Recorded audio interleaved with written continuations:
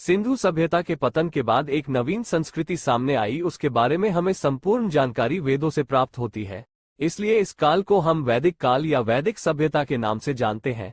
इस नवीन सभ्यता के प्रवर्तक आर्य लोग थे, इसलिए कभी कभी इस सभ्यता को आर्य सभ्यता भी कहा जाता है। आर्य शब्द का अर्थ कुलीन, उत्कृष्ट, श्रेष्ठ, अभिजात्य, उदात्त आदि होता है। ये काल 1500 ईसा पूर्व 600 BC तक अस्तित्व में रहा।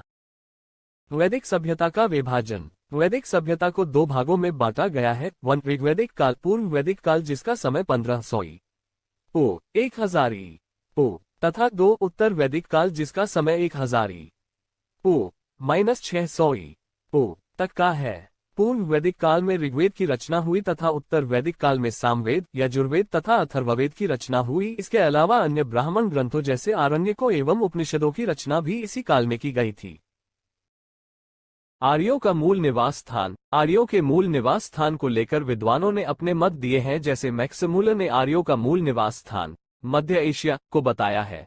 वर्तमान समय में मैक्समुलर का मत ही स्वीकार्य है। बाल गंगाधर तिलक ने इनका मूल निवास स्थान उत्तरी ध्रुव को माना है। यह वर्णन इनकी पुस्तक the Arctic home of the ions में मिलता है। स्वामी दयानंद सरस्वती के अनुसार आर्यों का मूल निवास स्थान तिब्बत था। यह वर्णन इनकी पुस्तक सत्यार्थ प्रकाश में मिलता है। 1. ऋग्वेदिक काल 1500 1000 ईशून्य पूर्व।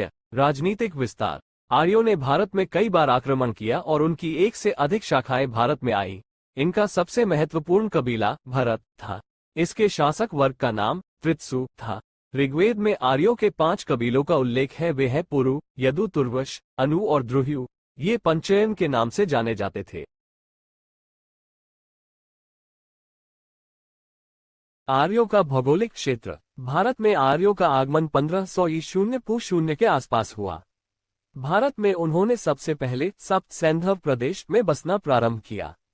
ऋग्वेद से हमें इस प्रदेश में बहने वाली 7 नदियों का जिक्र मिलता है।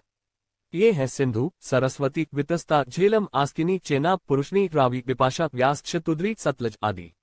ऋग्वेद में कुछ अफगानिस्तान की नदियों का भी जिक्र है, जैसे कुभा, काबुल नदी, क्रुभु, कुर्रम, गोमती, गोमल एवं सुवास्तु, स्वात आदि। इससे ये स्पष्ट होता है कि अफगानिस्तान भी उस समय भारत का ही अंग था। हिमालय पर्वत का स्पष्ट उल्लेख हुआ है। आर्यों का मुख्य पेय पदार्थ सोमरस था। ये वनस्पति। आर्यों ने अगले पड़ाव के रूप में कुरुक्षेत्र के निकट के प्रदेशों पर कब्जा कर उस क्षेत्र का नाम ब्रह्मावर्त आर्यावर्त रखा। ब्रह्मवर्त से आगे बढ़कर आर्यों ने गंगा यमुना के दोआब क्षेत्र एवं उसके नजदीक के क्षेत्रों पर कब्जा कर उस क्षेत्र का नाम ब्रह्मर्षि देश रखा। इसके बाद हिमालय और विंध्याचल पर्वतों के बीच के क्षेत्र पर कब्जा कर उस क्षेत्र का नाम मध्य प्रदेश रखा। अंत में उन्होंने बंगाल एवं बिहार के दक्षिणी एवं पूर्वी भागों पर कब्जा कर समूचे उत्तर भारत पर अधिकार कर लिया। बाद में इस पूरे क्षेत्र का नाम आर्यावर्त रखा गया। राजनीतिक अवस्था। सर्वप्रथम जब आर्य भारत में प्रवेश किए तो उनका यहाँ के दास अथवा दस्यु कहे जाने वाले लोगों से संघर्ष हुआ। अंततः आर्यों को विजय मिली। ऋग्वेद में आर्यों के 5 कबीले के होने की वजह से पंचन्य कहा गया। भारत कुल के नाम से ही इस देश का नाम भारतवर्ष पड़ा। इनके पुरोहित वशिष्ठ थे। ऋग्वेद के 7वें मंडल में दसराग्य युद्ध का उल्लेख है। ये युद्ध पुरुषनी नदी रावी के किनारे भरत वंश के राजा सुदास और 10 राजाओं के बीच लड़ा गया था। इसमें भरत राजा सुदास की विजय हुई थी। ऋग्वैदिक काल में समाज कबीले के रूप में संगठित था। इस कबीले को जन भी कहा जाता था। कबीले या जन का प्रशासन कबीले का मुखिया करता था, जिसे राजन कहा जाता था। इस समय तक राजा का पद अनुवांशिक हो चुका था। राजा की अनेक उपाधियां थी, विषपति, गणपति, ग्रामिणी आदि। ग्राम के मुखिया को ग्रामिणी एवं विष का प्रधान विषपति कहलाते थे। कबीले के लोग स्वेच्छा से राजा को जो कर देते थे उसे बलि कहा जाता था। ऋग्वेद में जन शब्द का उल्लेख 275 बार मिलता है, जबकि जनपद शब्द का उल्लेख 1 बार भी नहीं मिलता। राजा का प्रमुख सहयोगी पुरोहित कहलाता था, यानी राजा का राइट हैंड पुरोहित होता था। आप कह सकते हैं कि राजा के बाद सबसे प्रमुख स्थान पुरोहित का ही होता था। जैसे विश्वामित्र और वशिष्ठ ये पुरोहित की श्रेणी में आते थे। अन्य मंत्री जैसे सूत, रथकार, कम्मादी आदि को रत्नी कहा जाता था। कुछ कबीलाई संस्थाएं अस्तित्व में थे, जैसे सभा, समिति, विदत। अथर्ववेद के अनुसार सभा और समिति प्रजापति की 2 पुत्रियां थीं। सभा वृद्ध, श्रेष्ठ एवं अभिजात संभ्रांत लोगों की संस्था थी। ये वरिष्ठ जनों की संस्था हुआ करती थी, जो सम्मानजनक और वरिष्ठ व्यक्ति हुआ करते थे। आप एक प्रकार से इसे आज के जो राज्यसभा है वह समझ सकते हैं। आप जानते हैं कि राज्यसभा में ज्यादातर जो है वो वरिष्ठ व्यक्ति को ही लिया जाता है, और यही एक सबसे बड़ा कारण है कि राज्यसभा को उच्च सदन कहा जाता है। ऋग्वेद में 8 बार सभा की चर्चा की गई है। समिति, यह एक आम जनप्रतिनिधि सभा केंद्रीय राजनीतिक थी। जो भी जनसाधारण है वह सभी इस समिति के अंतर्गत आया करते थे। समिति राजा का निर्वाचन करती थी तथा उस पर नियंत्रण रखती थी। इस समिति को राजा को पद से हटाने का भी अधिकार था। यह एक प्रकार से वैधानिक संस्था थी जो राजा को नियंत्रण में रखती थी। समिति के अध्यक्ष को पति या ईशान कहा जाता था। समिति में राजकीय विषयों पर चर्चा होती थी तथा सहमति से निर्णय होता था। आप इस समिति को एक प्रकार से अभी कल लोकसभा कह सकते हैं। विदत, यह आर्यों की सर्वप्राचीन जनप्रतिनिधित्व संस्था थी, जो जनता का प्रतिनिधित्व करती थी। ऋग्वेद में विदत का उल्लेख 22 बार हुआ है। उत्तर वैदिक काल में विदत का उल्लेख एक बार भी नहीं मिलता है।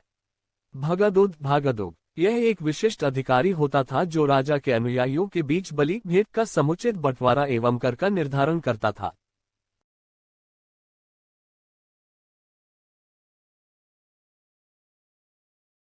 प्रशासनिक इकाई, ऋग्वैदिक काल में प्रशासन की सबसे छोटी इकाई कुल या गृह या परिवार था, जिसका मुखिया कुलप या गृहपति कहलाता था। उसके ऊपर ग्राम था। ग्राम का शासन ग्रामणी देखता था।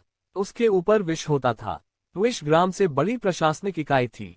इसके मुखिया को विषपति कहा जाता था। कई विश से मिलकर बनता था जन प्रांत। जैसे आज का जो राज्य है उसको कहते थे जन। इसका प्रमुख कहलाता था जन्य गोपा गोप, और सबसे बड़ी इकाई थी राज्य राष्ट्र, जिसका प्रमुख राजा कहलाता था। ऋग्वैदिक भारत का राजनीतिक ढांचा आरोही क्रम में आय कुल, ई ग्राम, ई विश, इव जन और वी राष्ट्र।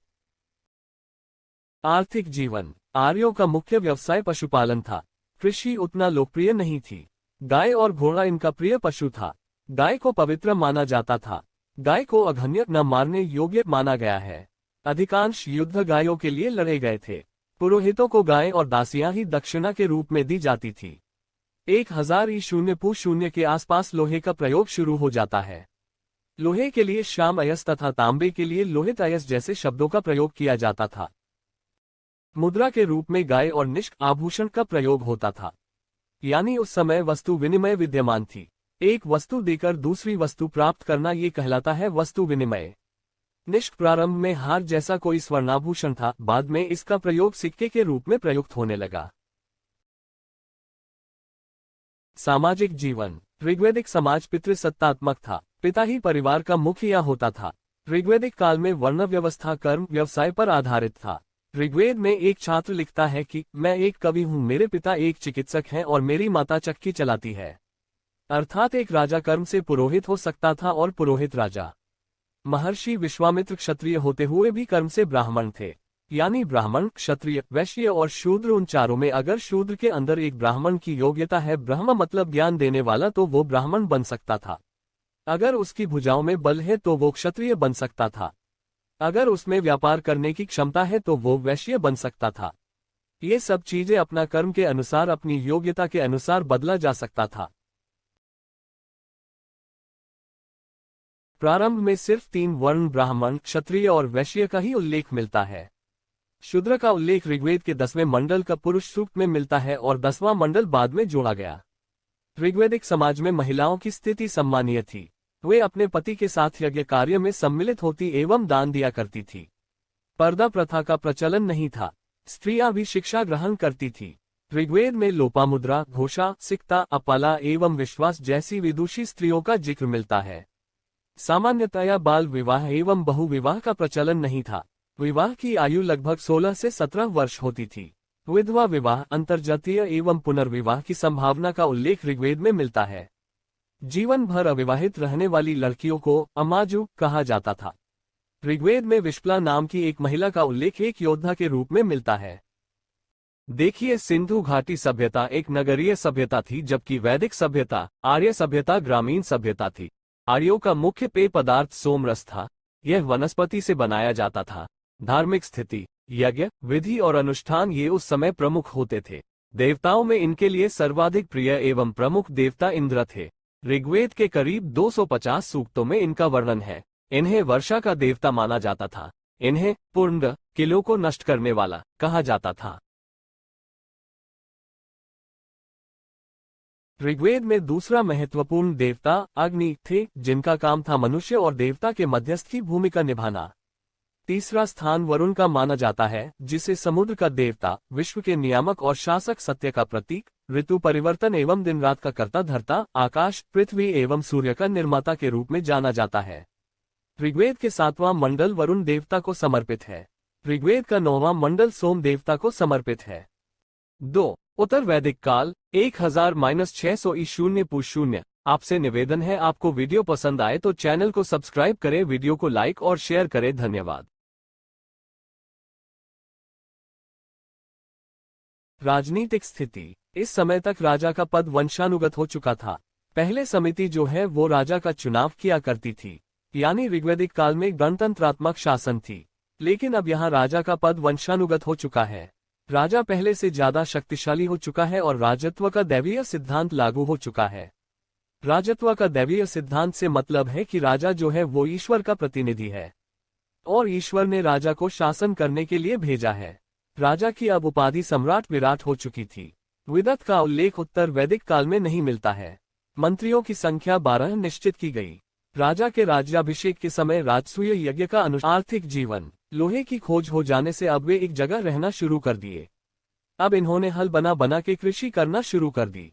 अब कृषि इस काल में आर्यों का मुख्य व्यवसाय बन गया, जबकि ऋग्वैदिक काल में आर्यों का मुख्य व्यवसाय पशुपालन था। उत्तर वैदिक काल में हल को सिरा और हल रेखा को सीता कहा जाता था।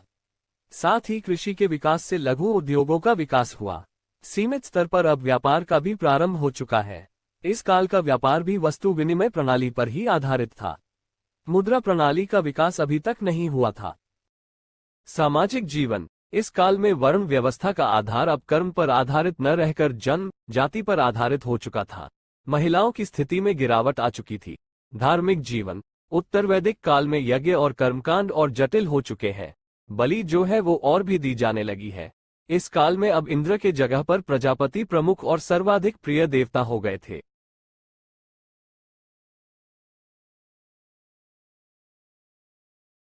कुछ महत्वपूर्ण बिंदु। ऋग्वेद में 25 नदियों का उल्लेख है, जिसमें सबसे ज्यादा बार वर्णन सिंधु नदी का है। ऋग्वेद की सबसे पवित्र नदी सरस्वती थी। ऋग्वेद में गंगा का 1 बार और यमुना का उल्लेख 3 बार हुआ है। गोत्र नामक संस्था का जन्म उत्तर वैदिक काल में हुआ। प्रसिद्ध वाक्य सत्यमेव जयते मुंडकोपनिषद से लिया गया है। गायत्री मंत्र का उल्लेख ऋग्वेद के 3रे मंडल में है, जो सूर्य देवता सावित्री को समर्पित है। इस मंत्र के रचयिता। कुछ महत्वपूर्ण ऋग्वैदिक कालीन नदियों के प्राचीन और आधुनिक नाम कुभा, काबुल गोमती, गोमला विपाशा, व्यास शतुद्री, सतलज पुरुषनी, रावी आस्किनी, चेनाब वित्स्ता, झेलम द्विसद्धति, घग्घर सदानीरा, गंडक।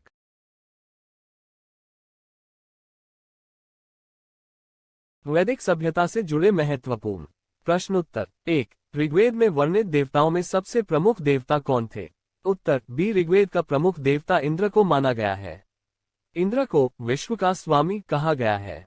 उन्हें पुरंदर की संज्ञा दी गई है। ऋग्वेद के करीब 250 सूक्तों में इंद्र का वर्णन है। 2. ऋग्वेद में सबसे पवित्र नदी का जिक्र था। उत्तर ऋग्वेद में सरस्वती नदी का। सरस्वती ऋग्वेद की सबसे पवित्र नदी मानी जाती थी। सरस्वती जो अब राजस्थान के रेगिस्तान में विलीन हो गई है, इसकी जगह अब घग्गर नदी बहती है। 3. आर्य सभ्यता में मनुष्य के जीवन के आयु के आरोही क्रमानुसार निम्नलिखित चरणों में से कौन सा विकल्प सही है? उत्तर ब्रह्मचर्य, गृहस्थ, वानप्रस्थ, संन्यास। चारों आश्रमों का उल्लेख सर्वप्रथम जाबालोपनिषद में। 4. आर्य भारत में किस रूप में आए थे? उत्तर आक्रमणकारी। 5. आर्यों को एक जाति कहने वाला पहला यूरोपियन कौन था? उत्तर डी मैक्सिमुलर। 6. गायत्री मंत्र का सर्वप्रथम उल्लेख कहाँ मिलता है? उत्तर गायत्री मंत्र का सर्वप्रथम उल्लेख ऋग्वेद के 3रे मंडल में मिलता है, जिसकी रचना विश्वामित्र ने की है। गायत्री मंत्र सूर्य देवता सावित्री को समर्पित है। 7. गायत्री मंत्र की रचना किसने की थी? उत्तर विश्वामित्र। 8. आर्य शब्द का अर्थ है? उत्तर आर्य शब्द का अर्थ श्रेष्ठ, उदात्त, अभिजात्य, कुलीन, उत्कृष्ट, स्वतंत्र इत्यादि है। 9. पूर्व वैदिक आर्यों का धर्म प्रमुखतः था। उत्तर प्रकृति पूजा और यज्ञ। 10 भारत के राजचिन्ह में प्रयुक्त होने वाले शब्द सत्यमेव जयते कहाँ से लिए गए हैं? उत्तर भारत के राजचिन्ह में प्रयुक्त होने वाले शब्द सत्यमेव जयते मुंडकोपनिषद से। 11 वैदिक साहित्य में प्रयुक्त व्रीहि शब्द का क्या अर्थ है? उत्तर चावल। 12 वैदिक युग के लोगों द्वारा सर्वप्रथम किस धातु का प्रयोग किया गया था? उत्तर लोहा। 13 आरंभिक वैदिक काल में वर्ण व्यवस्था आधारित थी। उत्तर आरंभिक वैदिक काल में वर्ण व्यवस्था व्यवसाय यानी कर्म पर आधारित थी। 14 वैदिक युग में राजा अपनी जनता से जो कर वसूल करते थे उसे क्या कहते थे? उत्तर बलि। 15 ऋग्वेद के किस मंडल में शूद्र का उल्लेख पहली बार मिलता है? उत्तर ऋग्वेद के 10वें मंडल में शूद्र का उल्लेख मिलता है। 16 शब्द निष्क का अर्थ वैदिक काल में आभूषण था जिसका अर्थ बाद में प्रयोग हुआ निम्न रूप है। उत्तर सिक्का। 17 ऋग्वैदिक आर्य किस भाषा का प्रयोग करते थे? उत्तर संस्कृत भाषा। 18 वेद शब्द का क्या अर्थ है? उत्तर ज्ञान। 19 पूर्व वैदिक या ऋग्वैदिक संस्कृति का काल किसे माना जाता है? उत्तर वैदिक काल का विभाजन दो भागों 1 ऋग्वैदिक काल 1500 ई पू 1000 ई पू और 2 उत्तर वैदिक काल 1000 ई पू -600 ई पू में किया गया है। 20 भारतीय संगीत का जनक कहा जाता है? उत्तर भारतीय संगीत का जनक सामवेद को कहा जाता है। मंत्रों का 21 ऋग्वेद में कितने सूक्त हैं? उत्तर ऋग्वेद में 10 मंडल 1028 सूक्त एवं 10,462 ऋचाएं हैं। 22 आर्य कब भारत आए थे? उत्तर मैक्समूलर के अनुसार आर्य 1500 ईसा पूर्व 1000 ईसा पूर्व के बीच भारत आए थे। 23 आर्यन जनजातियों की प्राचीनतम बस्ती कहाँ है? उत्तर सप्त सिंधु। 24 किस वेद में जादुई माया और वशीकरण का वर्णन है? उत्तर अथर्ववेद में। 25 आर्यों के आर्कटिक होम सिद्धांत का पक्ष किसने लिया था? उत्तर बाल गंगाधर तिलक। 26 वेदों की संख्या कितनी है? उत्तर वेदों की संख्या 4 है। ऋग्वेद, यजुर्वेद, सामवेद तथा अथर्ववेद। सबसे प्राचीन वेद ऋग्वेद एवं सबसे बाद का वेद अथर्ववेद है। 27 ऋग्वेद का कौन सा मंडल पुनर्तः सोम को समर्पित है? उत्तर ऋग्वेद का 9वां मंडल पुनर्तः सोम देवता को समर्पित है। 28 आर्य लोग भारत में कहां से आए थे? उत्तर मध्य एशिया। 29 वैदिक आर्यों का प्रमुख भोजन क्या था? उत्तर वैदिक आर्यों का प्रमुख भोजन दूध और इसके उत्पाद जैसे घी, दही आदि था। 30 पुराणों की संख्या कितनी है? उत्तर पुराणों की संख्या 31 योग दर्शन के प्रतिपादक कौन है? उत्तर पतंजलि। 32 ऋग्वैदिक आर्यों का मुख्य व्यवसाय क्या था? उत्तर ऋग्वेद में आर्यों के मुख्य व्यवसाय के रूप में पशुपालन एवं कृषि का विवरण मिलता है, जबकि पूर्व वैदिक आर्यों ने पशुपालन को ही अपना मुख्य व्यवसाय बनाया था। ऋग्वैदिक सभ्यता ग्रामीण सभ्यता थी। 33 न्याय दर्शन को किसने प्रचारित किया था? उत्तर गौतम। 34 किस देवता के लिए ऋग्वेद में पुरंदर शब्द का प्रयोग हुआ है? उत्तर इंद्र के लिए ऋग्वेद में पुरंदर शब्द का प्रयोग हुआ है। इन्हें वर्षा का देवता माना जाता था। पुरंदर का अर्थ होता है किलों को नष्ट करने वाला। 35 प्रसिद्ध 10 राजाओं का युद्ध दशराग्य युद्ध किस नदी के तट पर लड़ा गया? उत्तर दशराग्य युद्ध का उल्लेख ऋग्वेद के 7वें मंडल में है। ये युद्ध पुरुषनी रावी नदी के तट पर सुदास और 10 जनों के बीच लड़ा गया, जिसमें सुदास विजयी हुआ। 36 प्राचीन हिंदू विधि का लेखक किसको कहा जाता है? उत्तर प्राचीन हिंदू विधि का लेखक मनु को कहा जाता है, जिनकी कृति मनुस्मृति हिंदू विधि का प्राचीनतम स्रोत मानी जाती है। 37 वैदिक संस्कृति का काल किसे माना जाता है? उत्तर 1000 ईसा पूर्व 600 BC। 38 आर्यों को जाति कहने वाला पहला यूरोपियन पुरुष कौन था? उत्तर मैक्स मूलर। 39 आर्य भारत में कहां से आए थे? उत्तर मध्य एशिया से। 40 कौन सा अभिलेख आर्यों को भारत में ईरान से आने की सूचना देता है? उत्तर बोगास गोई अभिलेख। 41 गायत्री मंत्र की रचना किसने की थी? उत्तर विश्वामित्र ने। 42 गोत्र शब्द का सर्वप्रथम उल्लेख कहाँ हुआ था? उत्तर ऋग्वेद में। 43 ऋग्वेद की मूल लिपि क्या थी? उत्तर ब्राह्मी लिपि।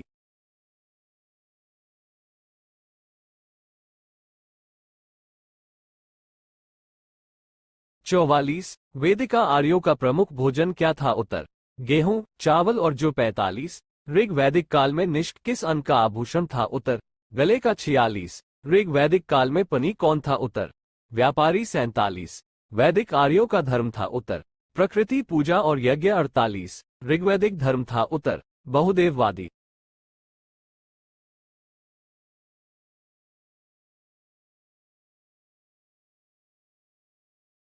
49। गोत्र व्यवस्था का प्रचलन हुआ था उत्तर, उत्तर वैदिक काल में। 50। मत्स्य महाजनपद कहाँ स्थित था उत्तर, राजस्थान में।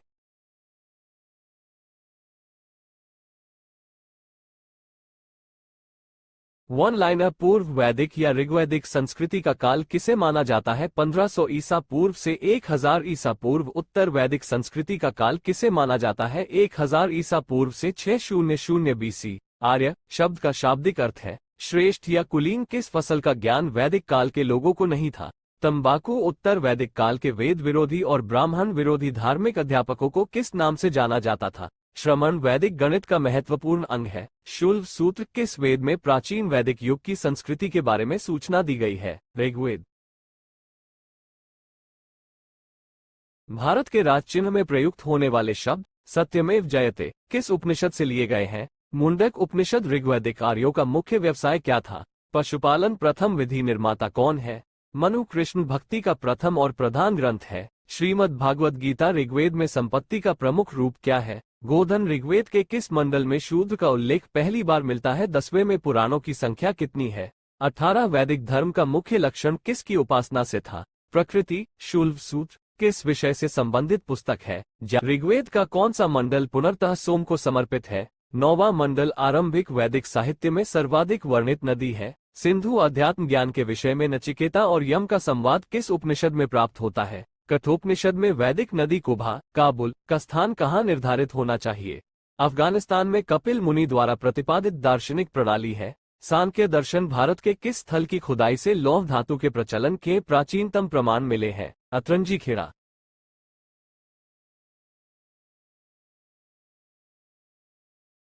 योग दर्शन के प्रतिपादक है पतंजलि। उपनिषद पुस्तकें हैं दर्शन पर। पूर्व वैदिक आर्यों का धर्म प्रमुख था प्रकृति पूजा और यज्ञ। चरक संहिता नामक पुस्तक किस विषय से संबंधित है, चिकित्सा। यज्ञ संबंधी विधि विधानों का पता चलता है यजुर्वेद से। वैदिक युगीन सभा क्या थी, मंत्रिपरिषद थी। वैदिक युग में प्रचलित लोकप्रिय शासन प्रणाली थी गणतंत्र। सबसे प्राचीन वेद कौन सा है, ऋग्वेद। कौन भारतीय दर्शन की आरंभिक विचारधारा है, सांख्य। सांख्य योग न्याय वैशेषिक मीमांसा एवं वेदांत।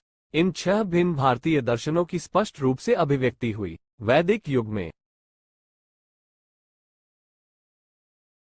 प्राचीनतम व्याकरण अष्टाध्याय के रचनाकार है पाणिनि। कौन सी स्मृति प्राचीनतम है, मनुस्मृति। आदि काव्य की संज्ञा किसे दी जाती है, रामायण प्राचीनतम पुराण है। मत्स्य पुराण। ऋग्वेद में सबसे पवित्र नदी किसे माना गया है, सरस्वती। वैदिक समाज की आधारभूत इकाई थी काल, कुटुंब। ऋग्वैदिक युग की प्राचीनतम संस्था कौन सी थी, विदथ ब्राह्मण। ग्रंथ में सर्वाधिक प्राचीन कौन है, शतपथ ब्राह्मण।